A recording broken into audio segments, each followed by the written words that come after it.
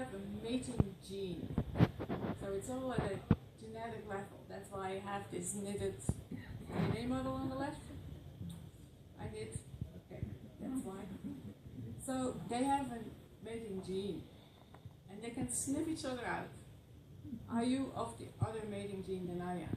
And they don't have it just black, white, or XX and XY as in humans. No, mating gene comes in 15 different types, and you can mate with everybody who is different than you are. Hey, way more choices. So that's a simple way of doing it. That's Copernicus commands, the shaggy mate.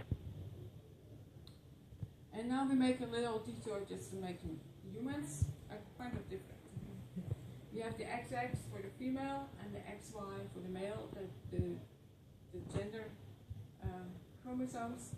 And every cell in these humans, the Simpsons, they have 2 sets of chromosomes. 2 sets of chromosomes. Every cell, 1 nucleus, 2 sets of chromosomes. These socks, with I'm a knitter, beautiful show that. And then in the lower right hand corner, I hope you can see the X and the Y chromosomes. They're single. So fungi don't do it like that.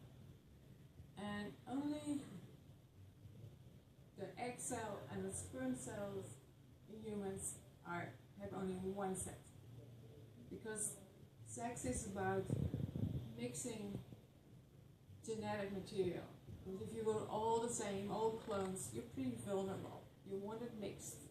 That's why you don't look exactly like your father, but there's always things that are from your grandparents or your mother, and so on.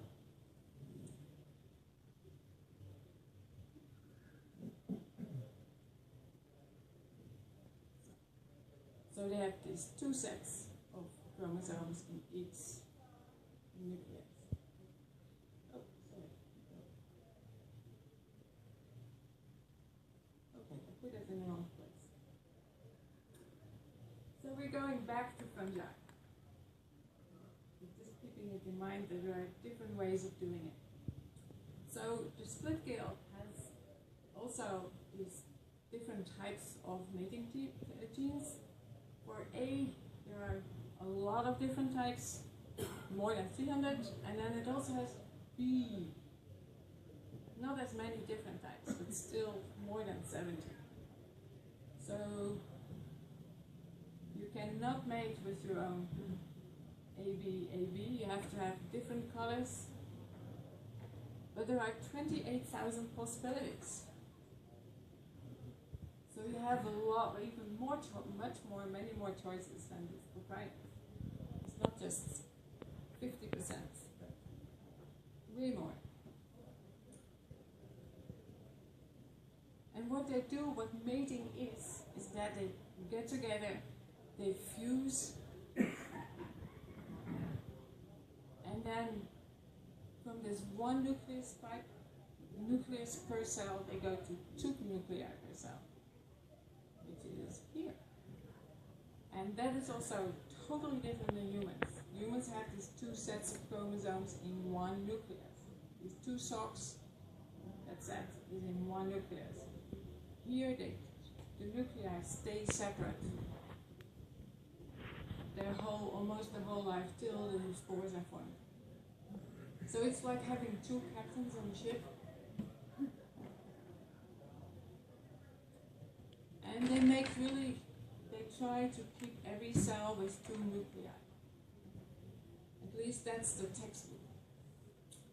Because when you make these, when you try mating one with the other and then looking at the cells and how many do indeed have equal numbers of parent A and parent B, you don't get a nice 50-50 pattern. You get this pattern this is in the heterobasidium.